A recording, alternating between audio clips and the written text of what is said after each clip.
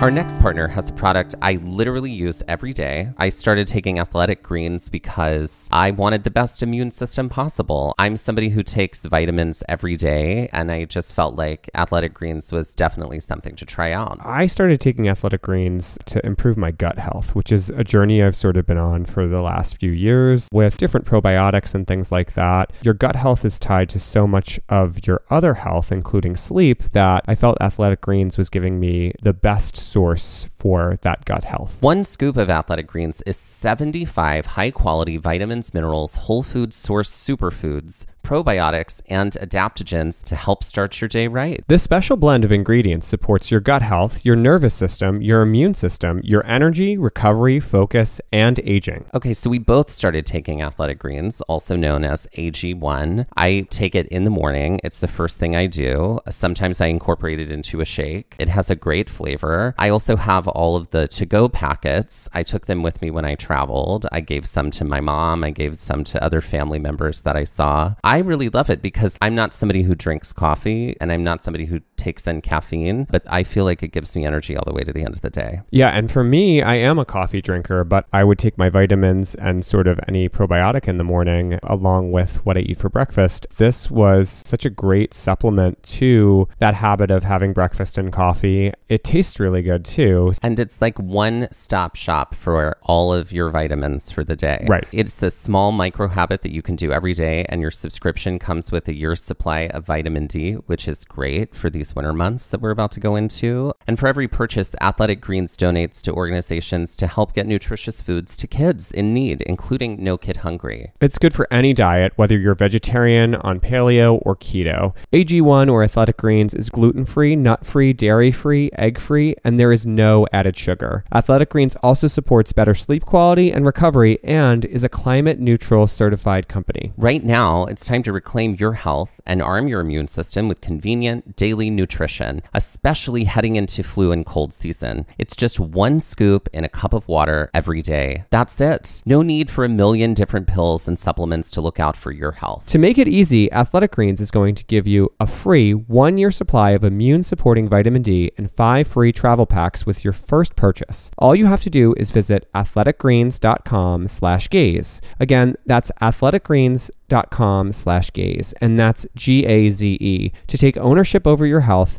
and pick up your ultimate daily nutritional insurance. I'm really excited to incorporate this on days where we do really long hikes.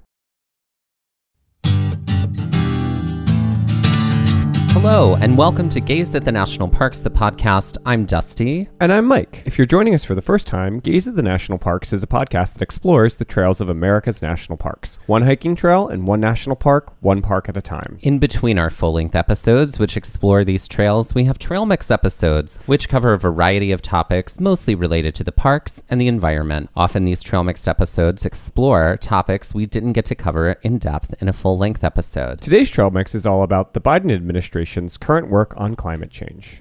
I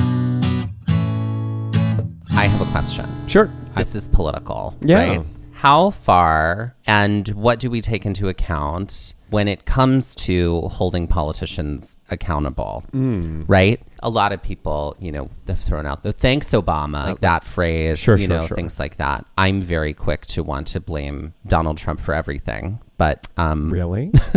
I have heard a lot of people express their dissatisfaction with where things are regarding promises made by the Biden administration, specifically Joe Biden and whatnot. And so there's this weird kind of thing that happens where it's sort of like, oh, our dissatisfaction with something happening in the government, it all leads to blaming one single human. And I'm curious about why that's the culture. Well, because the buck stops there. You know what I mean? At the end of the day, it's that person who made those promises. It's that person who's the figurehead of the country. So I think the blame ultimately falls to them because of that. Is it blame or responsibility? Both. Okay. I think it's both. You do love blame. Well, and I love responsibility. Yeah, I think it is. I think it's a little bit of both. And I think that is really also about whoever's in office. It's not just one person. There's always, I feel like, some sort of disappointment in how things were handled. I'm also curious about like taking in the greater context of like what other parties are involved, that like this may not have happened, and therefore like, is it just because this person didn't get to it, or is it because they tried to, or there are all these other like blockades? Sure. I mean, I think there's plenty of blockades, especially in Congress. President only has so much power. Obviously, you can sign executive orders, you know, so you're blue in the face. But if you want government to function how it was supposed to, and unfortunately how it was supposed to isn't probably how it was envisioned to be today, but you have to kind of go through those channels. So, yeah, unfortunately, sometimes there's gridlock because of the way that party allegiances, people's own moral scruples are. There's all sorts of things that upend potential plans and expectations, which is why it's a great idea to not have any. Should that then also be included in the report card? The other parties involved? I guess so. Or is it I think no, this thing didn't get achieved and you said you'd do it, and that's just that? Yeah, but I do think their campaign promises, I feel like that's a little unfair. They're not necessarily guarantees. They're not they're not guarantees. They're promises. Campaign promises are not guarantees. No.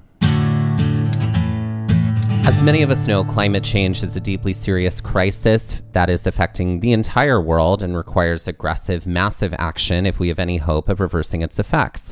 Joe Biden ran his political campaign on big, aggressive climate action. Let's start with the promises. All of these come directly from Joe Biden's campaign website, joebiden.com/climateplan. Promise number 1, ensure that the U.S. achieves 100% clean energy economy and net zero emissions no later than 2050.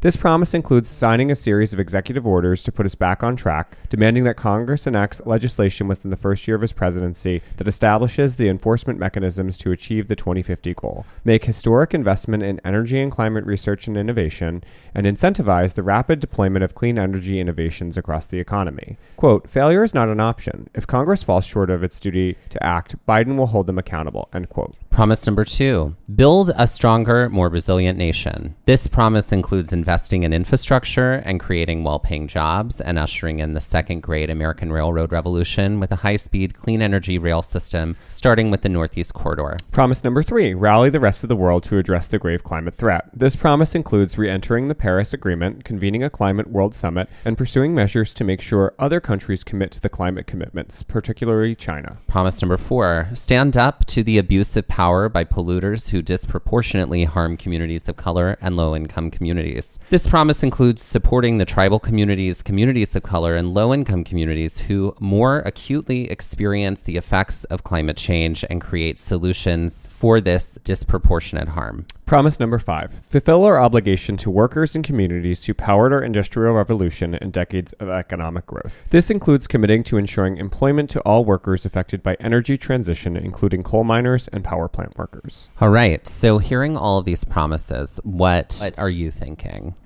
Well, I feel like he did pretty good so far on promise number 3. The Paris Climate Agreement was re-entered, and there was a Climate World Summit. That's true. Happened. That's true. And there was also the COP26 for the UN. Right. Those were two different things. And also, there was some kind of headway with China, too, that happened. So I feel like he did pretty well there. Build Back Better is also a thing that's currently moving. Talk about that happening. In a few minutes. So I do feel like that is part of this plan to move the goalpost towards. When I look at all of these promises, to me, this looks like an inclusive 5-step action plan. It's big, it's massive, it's aggressive, certainly. That will take responsibility for our own contribution to carbon emissions. Yeah. It is true that the United States is only responsible for 15% of the world's emissions or contribution to global warming. Sure. But that's 15% is a major big deal. That's a big number. That's when a you big consider number. Some African countries are like, 0.1%. Yeah, exactly. Yeah. So we have a lot of work to do, obviously. Yeah. This to me does look like that. I appreciate how inclusive this plan is. It's just a matter of if we will follow through on all of these. One promise made, and perhaps the first, was that President Biden would sign a slew of executive orders on his first day to put America back on track. On January 20th, President Biden signed many executive orders, among them quite a few related to climate change and the environment. They included issuing a statement committing the U.S. to rejoining the Paris Climate Accords, signing an executive order to promote and protect public health and the environment, placing a focus on climate solutions. This is the executive order that stopped the Keystone XL pipeline. An executive order to determine the social cost of carbon by expressing emissions in dollar amounts. I read an article that said we need to express emissions in like body count. That was a really dark article. Did I write it? Right. Well, you might have. An executive order to tackle climate change at home and abroad, which included an action plan for America and how to work with other countries and global leaders to achieve this. This included establishing a national climate change task force, centering climate change in our foreign policy and national security, and establishing the Civilian Climate Corps. These were all initial first steps and certainly signaling to voters that the Biden administration was taking their promises to climate change seriously. Now let's take a look at where these things were at the end of the first 100 days.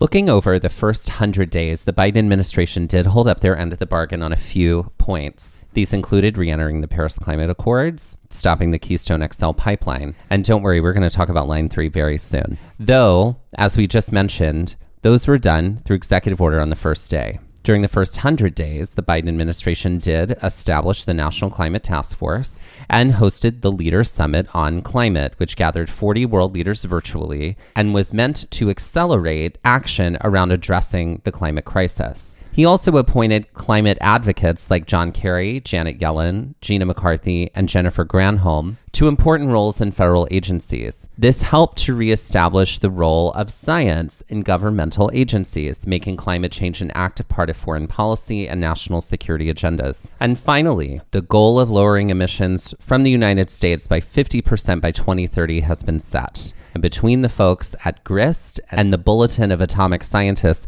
we would agree that the Biden administration gets an A on these points. Let's move on to some of the lower grades now. Part of the Biden administration's plan was to establish new fuel economy standards, create new power plant emission standards, and establish new rules regarding methane emissions. As of the first 100 days, these were in progress but not near complete. We agree with our friends at GRIST and the Bulletin of Atomic Scientists that you're getting a C for this. Technically, they gave him a B, but I think it should be a C. I think it should be a C. Yeah, I agree. And finally, we're both teachers. Yeah, that's C work. That's incredibly average. Okay, it started, but it's not done. Okay, great. And finally, some other promises that were approached and then halted during the first 100 days. These include eliminating subsidies of fossil fuels worldwide, ending fossil fuel leases on public lands, establishing the 40% benefits plan for disadvantaged communities, and laying out the $2 trillion climate plan. Again, this is all at the end of the first 100 days. And if we were going to give a grade for this, girl, incomplete. And you can see me after class. All right, let's talk about what was achieved during the first 100 days and how did we feel it went. So some things happened. They did. I do feel like this. I experienced this with Barack Obama. Mm-hmm. It was like Barack Obama became president on January 20th. And by February 1st, everybody was like, well, where are all of the things that he promised? Right. I can't believe he's not following through. And I'm like, it's been 10 days, y'all. Like people can come down on Obama for like whatever their criticisms are. Certainly, everybody's welcome to that. But I do feel like we have a culture of going like, oh, it didn't happen immediately. Therefore, like, we live in a microwave terrible. Society. Like, right. I'm just like, so we want it now. We are all Veruca Salt. All of it. I know. It's like Veruca Salt's everywhere. Mm-hmm. So one might argue that like these are all of the sort of surface level like things that were promised, right? Like gathering a group of people, committee members, not committee members, but, advocate, all that kind of stuff was all like surface level stuff. And it could be like, is he really committed to this, or is he committed to look like he's committed to this? Mm-hmm. So my take on the end of it, or at the end of 100 days, I'm going to say this, like my take at the current time is different, but we're talking timeline here. Mm-hmm. My take at the end of the 100 days was like, okay, I can see that you're doing some work. I'll give you some more room and some more grace to keep working. Yeah. That's where I am. Yeah. I mean, where else can you be? There has to be time because the wheels of government grind slowly. So slow. So slowly. You have friends over, binge watching your favorite show, cats on your lap. No matter your reasons for wanting to stay put and keep your feet up, get beer, wine, and spirits delivered to your door in under 60 minutes with Drizzly, the #1 app for alcohol delivery. It's so convenient. You can shop across multiple stores, choose from a huge selection, and find the best deals on exactly what you're looking for. Get what you want and get it when you need it. Right now, Drizzly is giving all new customers $5 off their first order if you use the code FAST5. So download the Drizzly app or go to drizzly.com. That's Drizzly, DRIZLY.com, and use the promo code FAST5 for $5 off your first order. Get what you want and get it when you need it with Drizzly. Today's episode of Gaze at the National Parks is sponsored by Truefire.com, the planet's largest and most comprehensive selection of online guitar lessons, according to Guitar Player magazine. Truefire's interactive learning tools and massive library of over 50,000 video lessons help guitarists ignite their technical skills, harmonic knowledge, rhythm playing, and soloing. Over 2 million guitar players worldwide learn, practice, and play with Truefire. Using Truefire's desktop and mobile apps, guitarists work with multi-angle HD video lessons on any device, anytime, anywhere, and at their own pace. Truefire's style-specific learning paths guide guitarists every step of the way. Use the assessment tools to find your starting point, then follow the lesson recommendations and track your progress as you work through your personalized Truefire study plan. And Truefire's educators are the best in the biz. From Grammy Award winners to world-renowned artists, Truefire students have access to an unparalleled faculty of over 300 top-notch blues, rock, jazz, country, and acoustic guitar educators. Guitar players can progress faster with private one-on-one instruction, group lessons, multi-track video jams, live streams, song lessons,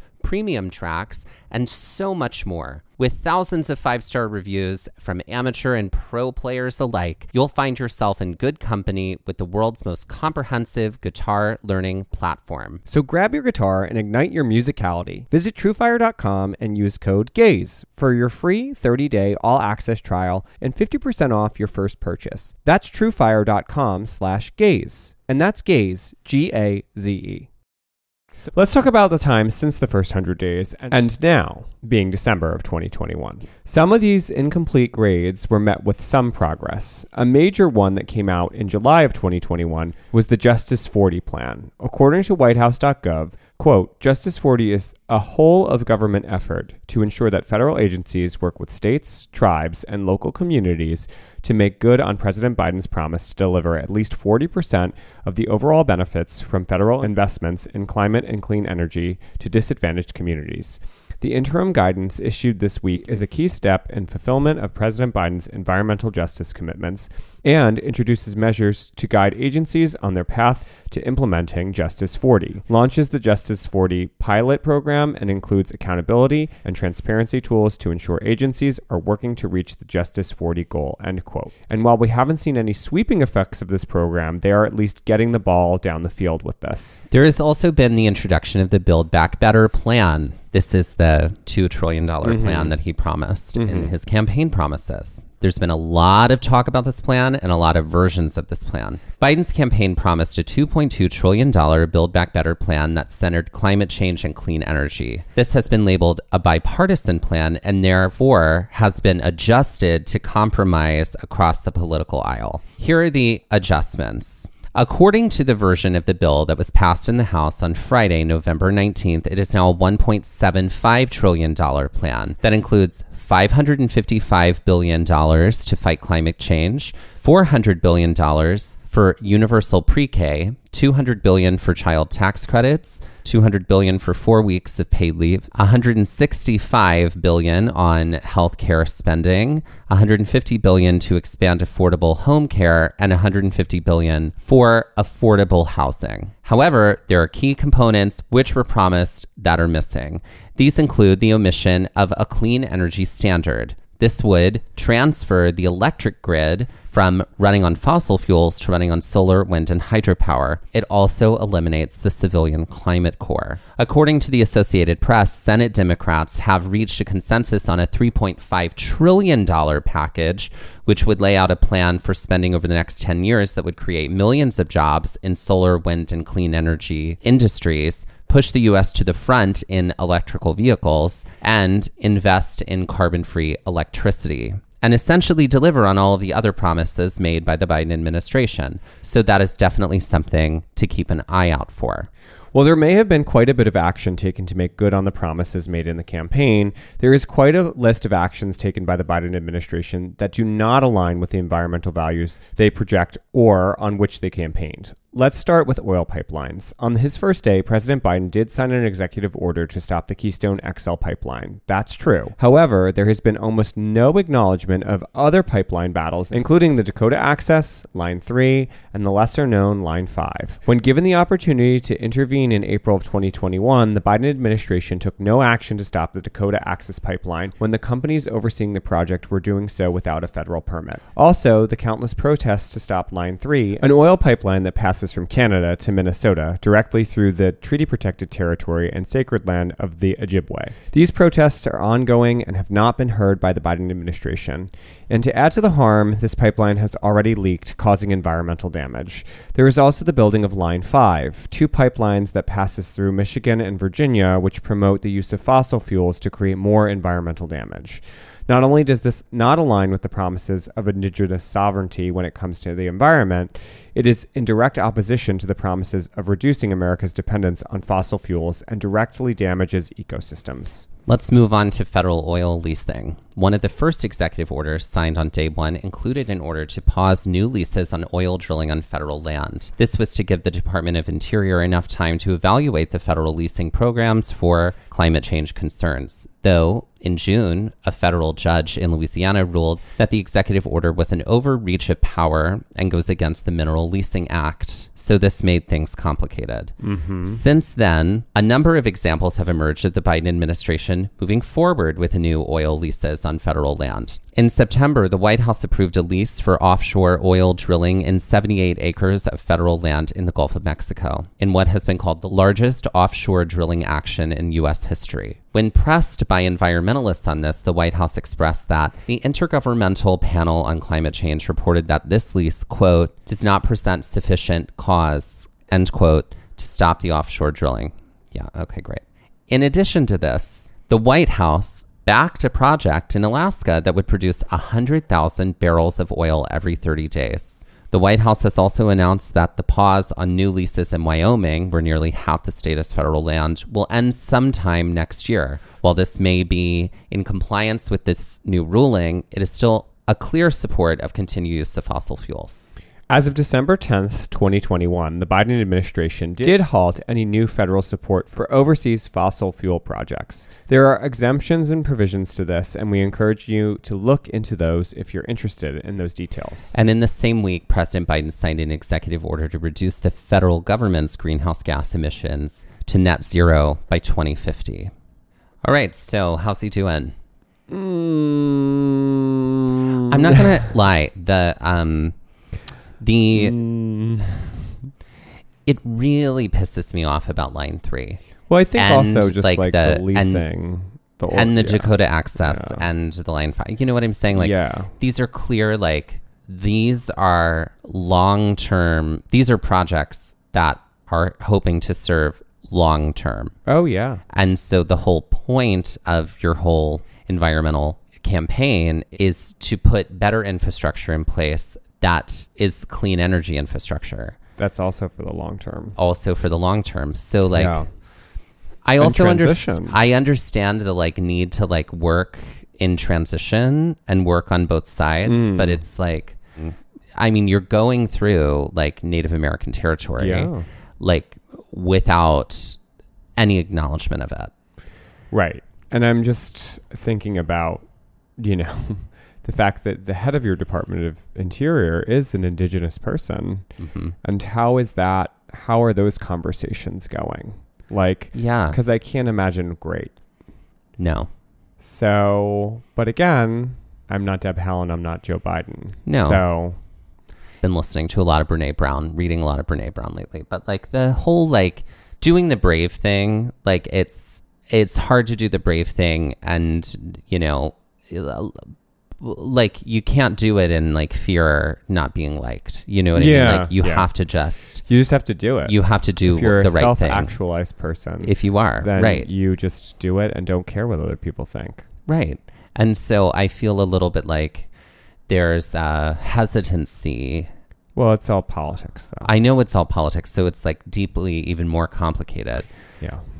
But also, like, there's part of me that's like, we know what needs to be done. And, like, we have no more time left. The earth is wounded, and she's not healing. So. No. And, like, we either actually take action. Like, there's no room for performative action regarding climate change. No, it has to be, like, justifiable, and it has to be, like, swift.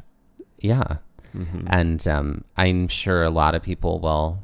is like somebody, I think Greta Thunberg was like, build back better, blah, blah, blah. Like, I mean, like a lot of people feel like that's... it's sort of like lip service. Also a lip service project. And obviously we know there's a ton to do. Yeah.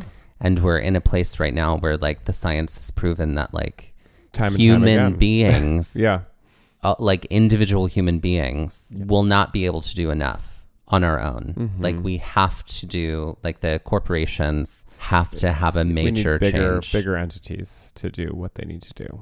Right.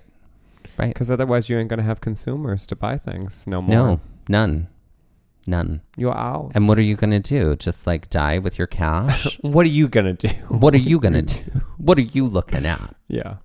The sources for today's Trail Mix come from Joe Biden's climate plan, published on joebiden.com. The article UN Climate Summit highlights Biden's broken promises on ending support for fossil fuels by Ahmed Twaji, published on NBCnews.com. The article Biden Oil and Gas Leasing Pause Will End in Wyoming Next Year by Nicole Pollock, published in the Casper Star Tribune. The article Biden Administration Defends Huge Alaska Oil Drilling Project by Lisa Friedman, published in the New York Times. The article The Fossil Fuel Industry Isn't Sweating Biden's Climate Plan Yet by Emily Pontecorvo and Shannon Osaka, published on Grist. The article Biden's Climate Report Card, 4 A's, 2 B's, 3 Incompletes by Jeff D. Colgan, Thomas N. Hale, and Scott M. Moore, published on the Bulletin of Atomic Scientists. The article What's in the $2.2 trillion Social Policy and Climate Bill, published in the New York Times. The article The House Just Passed Biden's Build Back Better Plan, Here's What's in It by Nick Popley and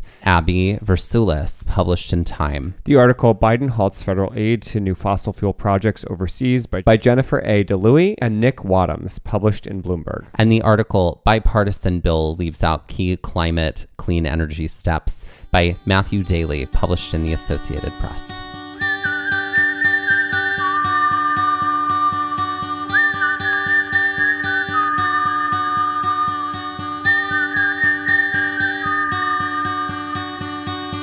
This has been Trail Mix by Gaze at the National Parks, the podcast, and we're here to remind you to hike early and hike often, and that adventure is always out there. Gaze at the National Parks was created and is hosted by us, Dustin Ballard and Michael Ryan. To see images from this episode, follow our Instagram at Gaze at the National Parks. To contact us, email us at gazeatthenationalparks@gmail.com. And to find out more about the parks visited on this show, visit our website, gazeatthenationalparks.com. That's Gaze, G-A-Z-E. All original artwork featured on Instagram, on our website, and featured in the Gaze Shop is by me, Michael Ryan. All original music was written by Dave Seaman and performed by Dave Seaman, Mariella Klinger, and Sean Sklios. Our music producer is Skyler Fortgang. This episode was edited by me, Dustin Ballard. We would also like to acknowledge that while recording this episode, that we were on the traditional and stolen lands of the Lenape people, also known as Middlesex County, New Jersey.